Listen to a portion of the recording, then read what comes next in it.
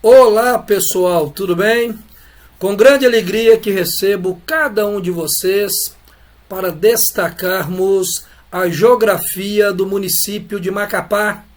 Macapá que possui uma população em torno de 522.357 habitantes que vivem em uma área de 6.407 km², perfazendo uma densidade demográfica em torno de 81 habitantes por quilômetro quadrado.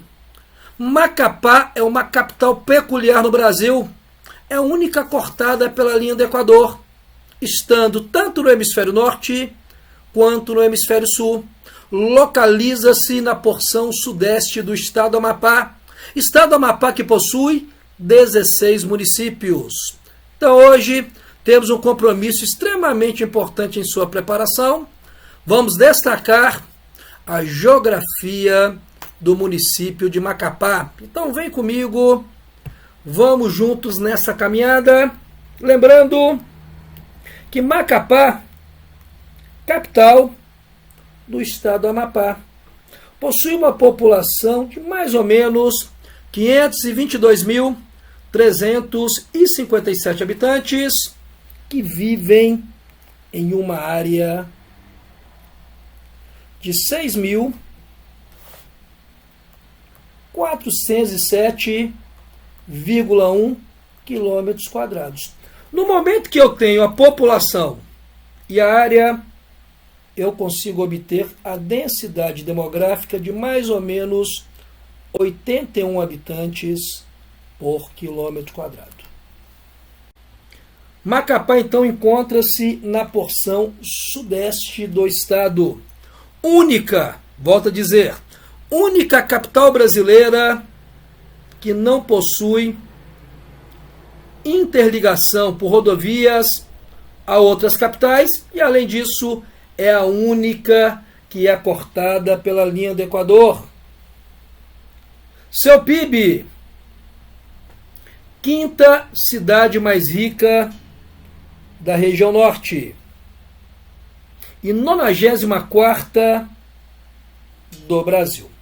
Quando eu destaco Macapá, esta possui a terceira maior aglomeração urbana, com mais ou menos 3,5% da população de toda a região norte do Brasil, reunindo em sua região metropolitana mais ou menos 480 mil habitantes. É importante destacar que 60% da população do estado encontra-se na capital. Quero destacar que esta capital sofre com intenso processo de macrocefalia urbana, de conurbação. Há também um movimento cada vez mais marcante de gentrificação. Mas o que seria essa tal de conurbação? O que seria essa tal de gentrificação? Macrocefalia urbana? O que são as áreas subnormais? E o que é o processo de periurbanização, o qual o município de Macapá está submetido? Então entenda o seguinte. Primeiro, é importante lembrar que Macapá é uma cidade polo. Como assim, professor? Presta atenção. Aqui eu tenho Macapá, cidade polo. E eu tenho ali na região metropolitana as chamadas cidades dormitórios. Cidades dormitórios. É aquele indivíduo que realiza o movimento pendular. Movimento pendular? Sim. O movimento de vá e vem diário. Casa-trabalho, trabalho-casa. Esse indivíduo acorda cedo, trabalha em Macapá. Exerce as suas atividades laborais e volta para onde? Para a cidade de dormitório. Professor, por que esse indivíduo ele realiza este movimento pendular? Por que ele não mora em Macapá? Porque Macapá está submetida a um processo de gentrificação. Está aí o primeiro conceito importante. Gentrificação, sim. A ideia de gentrificação vem de gentry, lá na Revolução Francesa, burguesia, há um processo de enobrecimento de Macapá, ocasionando uma enorme, uma intensa especulação imobiliária. Então, esta gentrificação é responsável pelo movimento pendular. Movimento de vai e vem diário, casa-trabalho, trabalho-casa, uma vez que o custo de vida em Macapá é muito mais elevado se comparado às cidades do entorno. Acontece também em Macapá a macrocefalia urbana. Professor, me ajuda aqui. O que é essa tal de macrocefalia urbana? Gente, é quando a cidade não consegue prestar os serviços básicos: educação, saúde, moradia, segurança pública, de uma maneira geral, a infraestrutura devido ao aumento do contingente populacional. Imagine o seguinte: o estado do Amapá tem como base econômica a agropecuária. Porém, não é o setor com a maior empregabilidade. Na verdade, é a agropecuária e o extrativismo. Não vamos esquecer da Serra do Navio. Então, eu tenho o setor primário como base da economia. Mas é o setor com a maior empregabilidade? Não, professor. A maior empregabilidade é responsabilidade do setor terciário. Comércio e prestação de serviços. De novo, comércio e prestação de serviços. No momento que eu começo a mecanização do meio rural, esse indivíduo vem para a cidade. Não buscando uma maior qualidade de vida, mas buscando a sua sobrevivência. E isso acaba culminando na macrocefalia urbana. A cidade não está preparada para receber tamanho número de indivíduos. Por isso, há uma carência na segurança pública, moradias, saneamento, escolas, hospitais, infraestrutura como um todo. Então eu posso afirmar que Macapá vem sofrendo com a macrocefalia urbana. Até porque, olha aqui, 60% da população do estado está na capital. Se eu tenho macrocefalia, eu também vou ter a formação de áreas subnormais. Jesus, professor, o que são áreas subnormais? Gente, áreas favelizadas. E vão melhorar ainda. Hoje vem acontecendo um processo chamado de periurbanização. O que é isso? É a periferia da periferia. Atrelado a tudo isso, deixa eu te mostrar aqui. Eu tenho a região metropolitana marcado por o crescimento desordenado de municípios. E esse crescimento vai gerar a conurbação. De novo, aqui está Macapá e aqui estão as cidades dormitórios. Dormitório, cidade dormitório e cidade dormitório. Ok. Gente, uma cidade é um organismo vivo e ela vai crescendo. Chega no momento que essas cidades crescem e há um processo de encontro. Claro que é um encontro marcado por uma urbanização desordenada. Este encontro de duas ou mais cidades próximas, devido à intensa urbanização, você chama isso aqui de conurbação. Então está acontecendo a conurbação, está acontecendo a macrocefalia urbana, a gentrificação, a formação de áreas subnormais e, mais do que isso, um processo de periurbanização. E tudo isso ocorre por quê? Porque 60% da população do estado encontra-se na capital. Capital essa que tem apenas uma área de 6.407 km², que corresponde a 4,4% da área do estado do Amapá. Tudo bem? Então eu tenho aí grande parte da população em Macapá, periurbanização, áreas subnormais, gentrificação, macrocefalia urbana, e coloca aí também. Eu vou colocar, senão você vai esquecer. Também está acontecendo a conurbação. Então isso aqui é uma marca de um processo de metropolização. Como assim, professor? O Brasil é marcado pela metropolização, a ocupação de grandes metrópoles. A partir de 1990, com a desconcentração industrial, indústrias saindo dessas grandes cidades polos, indo para a cidade média e pequeno porte, uma vez que o custo operacional é menor, tem ocorrido a desmetropolização. Mas ainda, o extremo norte do Brasil, marcado por um mais acentuado isolacionismo geográfico, ainda é muito forte o processo de metropolização, ocupação de grandes cidades, como acontece com a capital do estado do Amapá, a cidade, o município, melhor dizendo, de Macapá. Tudo bem? Ok? Beleza, Macapá é uma cidade em constante expansão. Olha a área ali. Eu já destaquei essa área. Olha a área. 6.407,1 km². Sua expansão se define pela divisão da cidade pelo Rio Amazonas. Estimam-se que eu tenho aí mais ou menos 522 mil habitantes, isso de acordo com o IBGE. População é bastante miscigenada. Praticamente todos os estados brasileiros estão em Macapá.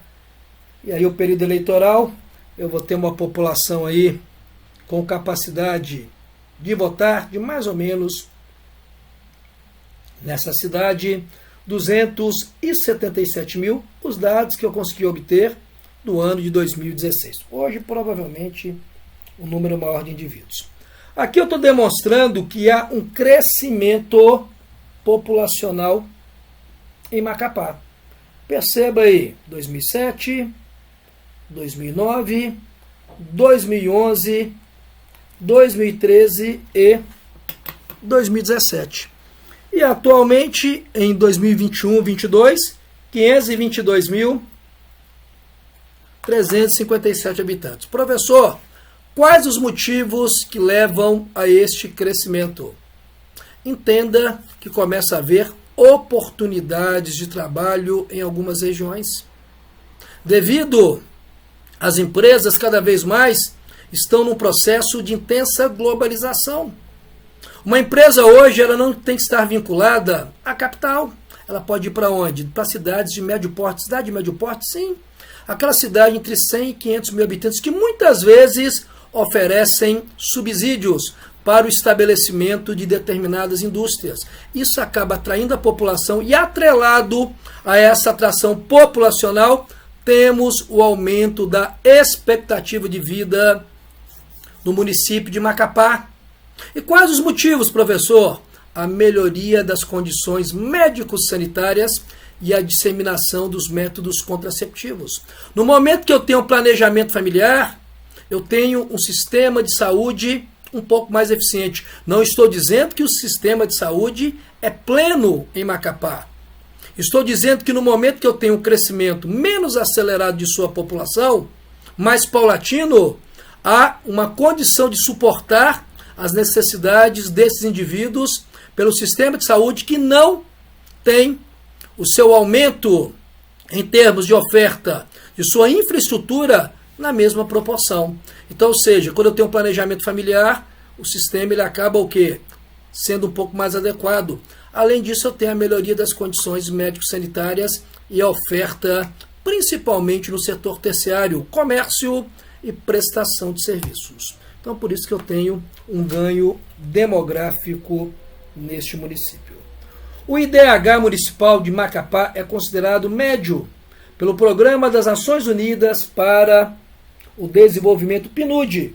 Seu valor, 0,733. Professor, me ajude aí. O que é esse tal de IDH? Olhe nos meus olhos. Nós temos dois indicadores que eu acho que você tem que saber na ponta da língua. O IDH e o índice Gini. O que é esse tal de IDH? Índice de Desenvolvimento Humano. É um número que vai de 0 a 1 e ele indica a qualidade de vida. Ele vai pegar 3 aspectos como pilares: saúde, educação, renda per capita.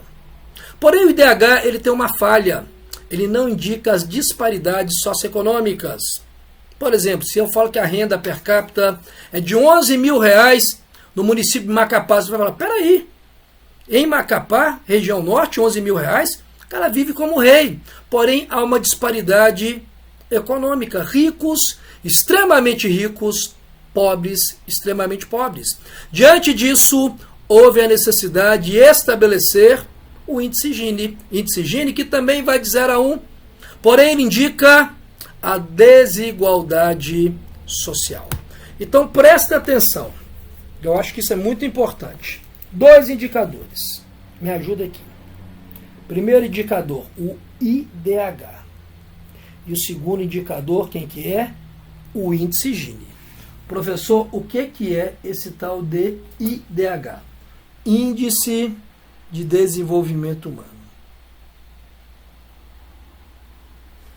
Índice de Desenvolvimento Humano. É um número que vai de 0 a 1 e ele indica a qualidade de vida. O que é ideal para Macapá? Um elevado IDH. Ok. Gini. Também é um número que vai de 0 a 1. Mas ele indica o quê? A desigualdade social. Então me ajuda aí. O que é ideal? Um elevado IDH e um reduzido índice Gini. Perfeito. Grande qualidade de vida, pequena desigualdade social. O IDH do município de Macapá, 0,733. E aí eu acho importante, já que o certame sempre trabalha com essa perspectiva, fazer uma comparação entre o Brasil, com seus indicadores econômicos, e o município de Macapá. Então presta atenção aqui. Macapá, olha a educação como é que é, bem interessante. 0,904 o Brasil, 0,849. Então vou colocar em vermelho, porque o Brasil está abaixo. Longevidade, mais uma vez, vai se destacar Macapá, 0,715. Olha o Brasil, está abaixo. 0,638. Aí você vai ver que essa longevidade vai colocar mais ou menos aí a expectativa de vida 72,45 anos. Renda, aí Macapá fica abaixo. Olha ali, ó. 0,697, o Brasil está melhor, né? 723. Renda per capita de Macapá, quase R$12 mil, mas há uma má distribuição. A alfabetização, 97%. O Gini, 0,420. E a incidência de pobreza é de 36,1%. E a pobreza subjetiva, né?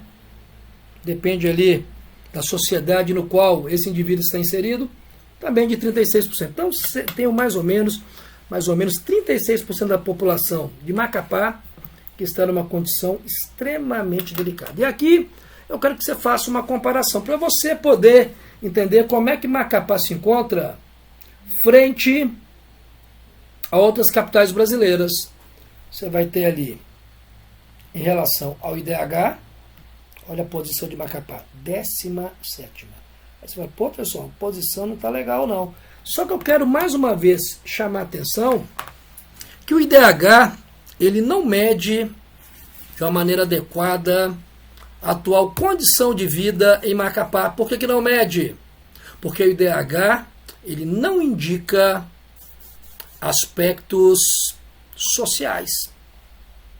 Quando eu falo que a renda per capita é elevada, não há uma boa distribuição, há um desequilíbrio. Então esse deveria ser medido em consonância com o índice Gini, fato esse que não acontece ainda em relação à metodologia utilizada pelo Instituto Brasileiro de Geografia e Estatística. Então eu vou pegar saúde, educação em renda per capita, e aí eu vou estabelecer o IDH, que muitas vezes não reflete a qualidade de vida em uma dada região. Por isso que Macapá encontra-se na 17ª posição, mas muitas vezes não reflete a atual qualidade de vida de Macapá.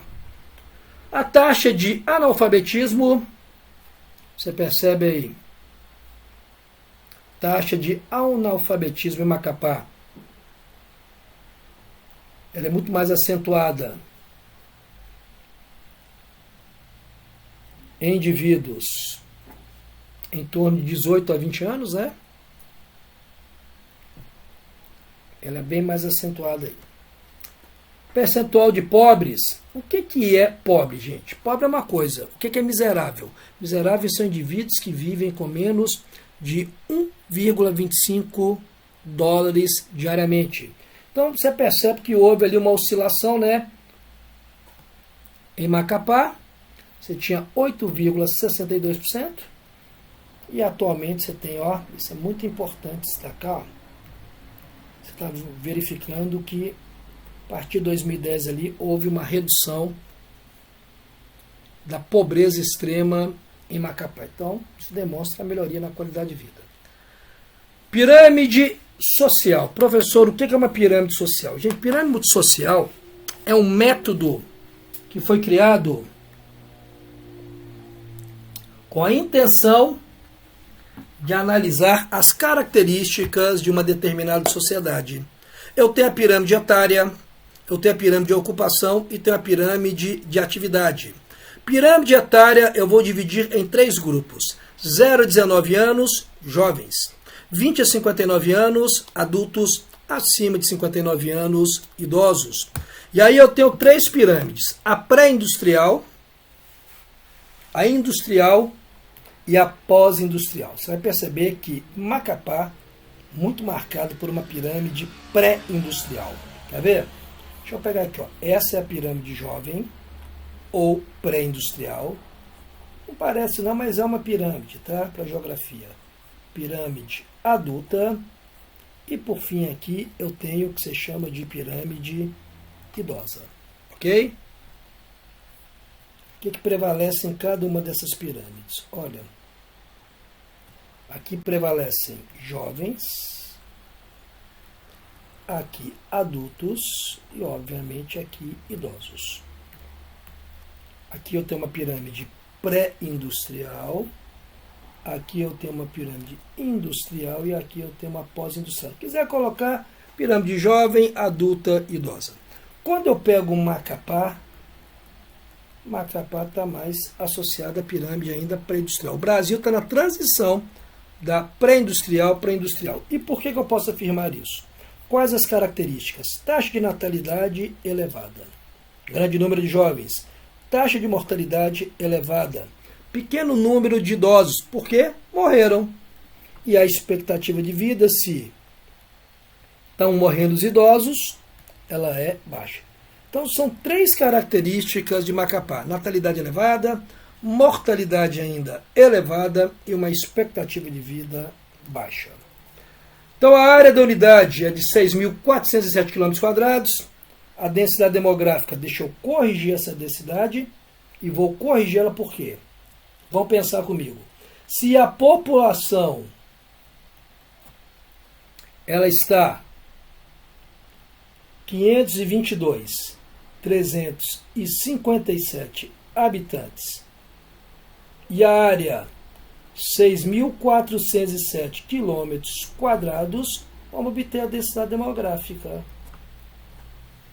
É só pegar a sua calculadora. Vou pegar a minha aqui para não ver se eu estou falando bobagem aqui. Peguei a população 522.357 dividido 6.407, eu tenho 81 habitantes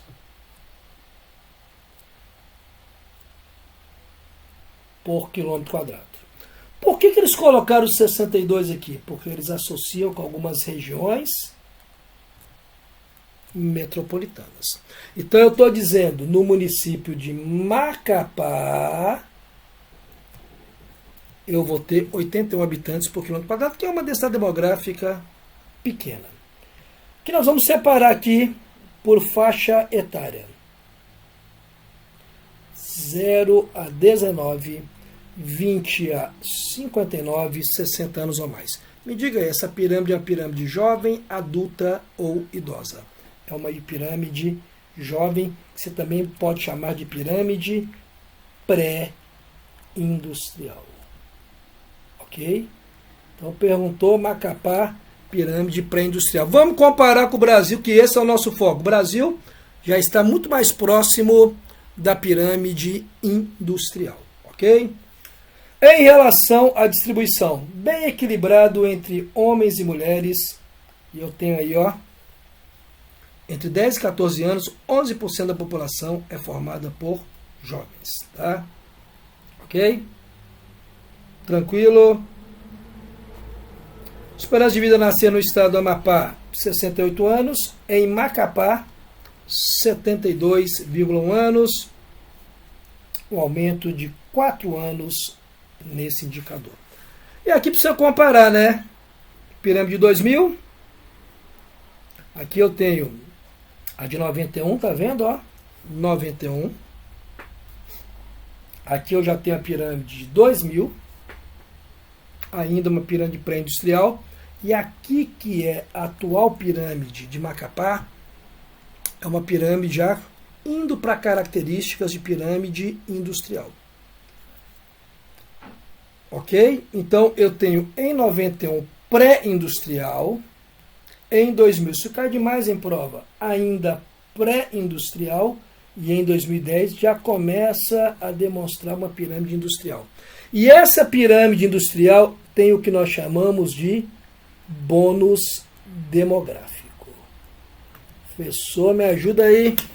O que é esse tal de bônus demográfico? Olha para mim.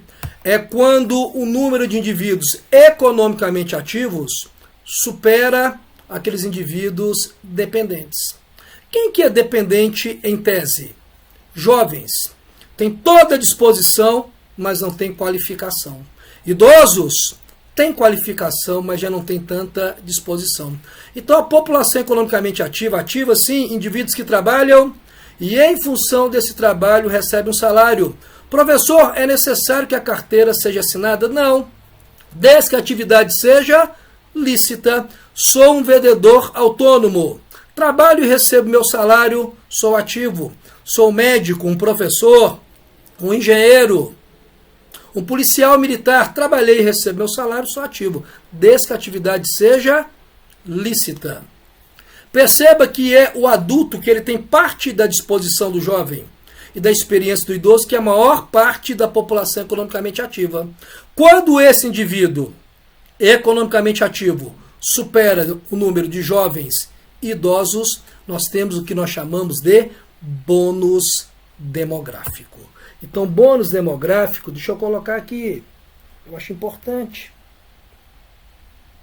é quando a população economicamente ativa ela supera o número de dependentes. Então nós temos ali de 91 para 2010 a evolução de Macapá indo para uma pirâmide adulta, industrial, marcada por ter um bônus demográfico, ou seja, uma população economicamente ativa superior ao número de dependentes. Tá? Aqui está mostrando em Macapá os indicadores de mortalidade. Mortalidade que diminuiu, gente, mais ou menos na década de 60. 60, 70, por quê? Melhoria das condições médico-sanitárias. Em 1970, eu tenho dois movimentos que são muito importantes em Macapá. A melhoria das condições médico-sanitárias e a disseminação dos métodos contraceptivos. Professor, o que isso vai acarretar? Simples. No momento que eu tenho a melhoria das condições médico-sanitárias, eu aumento a expectativa de vida e eu diminuo a mortalidade.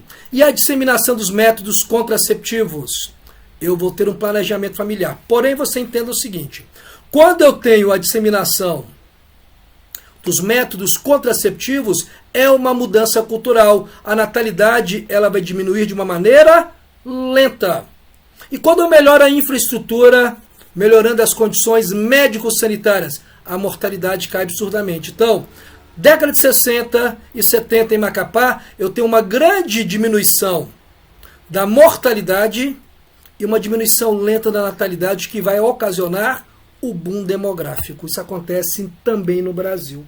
Olha que bacana. Olha ali, ó. Você imagina aqui, ó.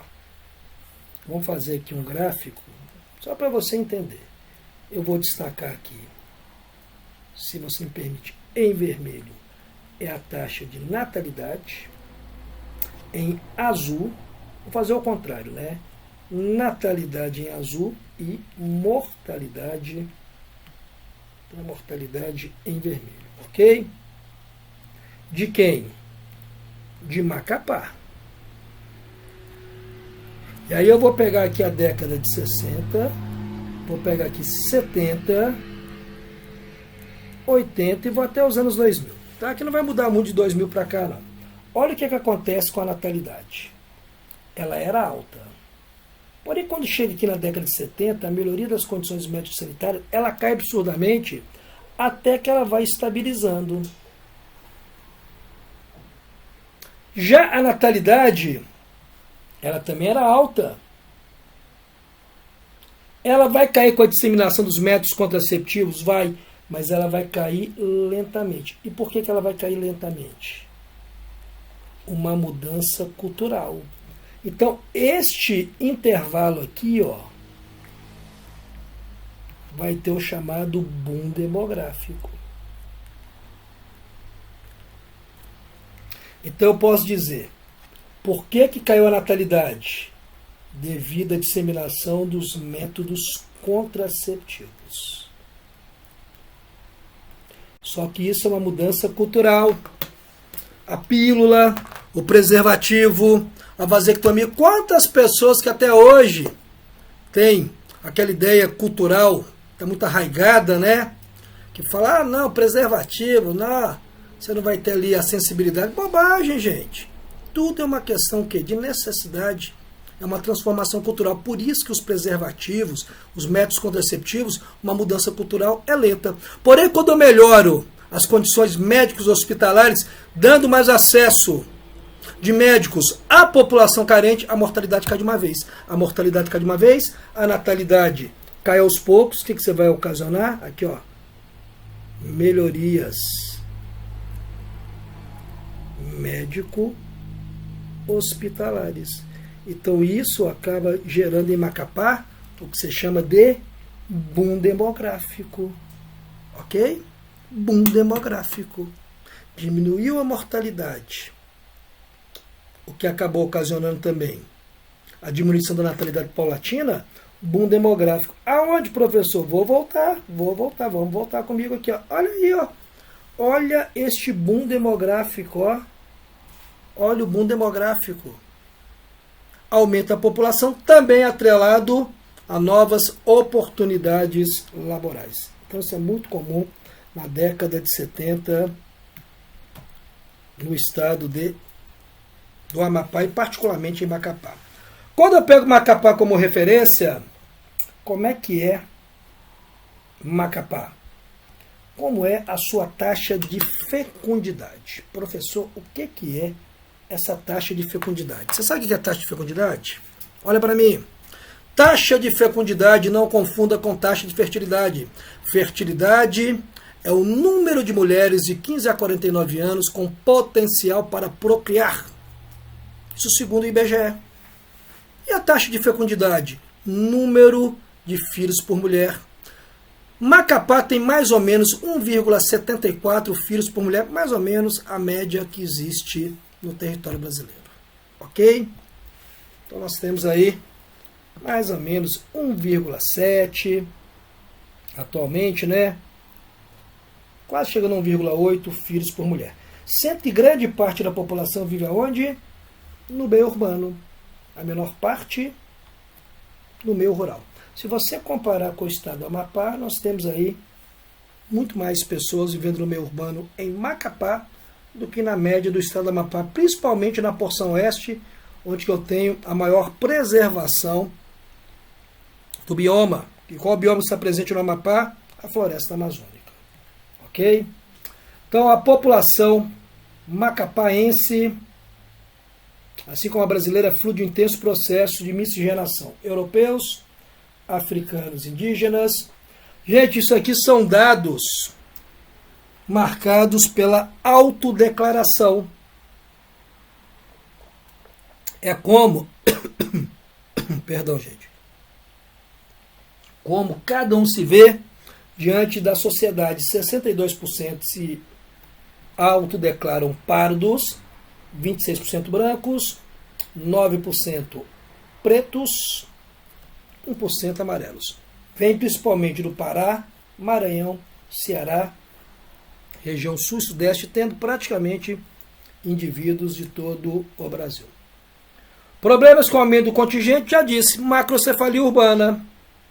Cidade não tem uma infraestrutura necessária à recepção de maior número de indivíduos. Fruto também do êxodo rural.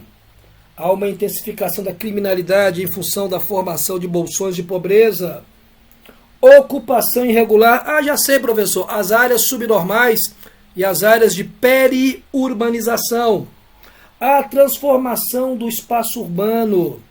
A cidade começa a deixar de ser uma cidade horizontal para acontecer a verticalização. Sim, com a formação de quê? De edifícios, bairros totalmente verticalizados. Economia, setor primário, né, principalmente, comércio é o que tem a maior empregabilidade. Vamos colocar isso aqui, ó, maior empregabilidade. Nós vamos ter aí como base, né, a base, deixa eu colocar aqui, ó, agricultura e a pecuária. E tem uma indústria aí que ainda está no processo de fortalecimento. Localização privilegiada, fácil relação com a América Central, do Norte à Europa. Nós vamos ter aí a área de livre comércio de Mazagão e Santana, o que facilita também o desenvolvimento desta região, né? Você vai ter ali esta área, né? Área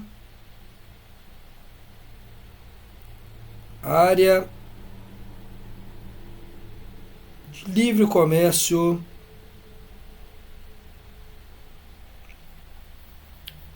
tá? A região de Macapá, ali em Mazagão também e Santana, né? O que acaba facilitando o desenvolvimento da indústria, do comércio e serviços. Então você tem aqui, ó, área de livre comércio. Eu brinco, né, que é de Mazagão, que é de Macapá e Santana, né? Que são as áreas pertencentes ali à região metropolitana. Pontos negativos, né? Crescimento populacional desordenado. Nós temos aí, então, o desenvolvimento muito pautado no Estado a esta região metropolitana, o que gera um desequilíbrio urbano. Setor primário, atividade de maior importância socioeconômica do Estado. Fatores responsáveis pelo desempenho negativo, limitação de recursos, crise financeira, desorganização para competir no mercado extremamente globalizado, pequena atuação no mercado interno, principalmente arroz, milho, feijão, mandioca, legumes, pimenta do reino, coco, laranja e limão. Setor primário, a pecuária. Nós temos o boi verde. O que é o boi verde? Nós temos dois tipos de pecuária, gente. A extensiva e a intensiva. A intensiva é muito mais marcante na região sul do Brasil. É aquela que os animais são confinados. Aquela voltada principalmente para exportação. Não que a pecuária do boi verde, aqueles animais que são criados pelo sistema de pastagem, também não seja voltado para o mercado externo. Uma vez que o Brasil tem uma agricultura e uma pecuária chamada de especulativa. Não se produz de acordo com as características do clima, do solo, do mercado interno, mas de acordo com as necessidades, a demanda do mercado externo.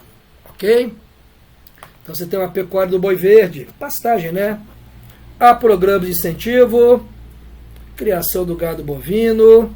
Você tem bubalino também em função da influência da ilha de Marajó. Temos também os galináceos. Tudo isso marca a economia da região. Pesca é uma das atividades mais importantes do estado. Muito artesanal.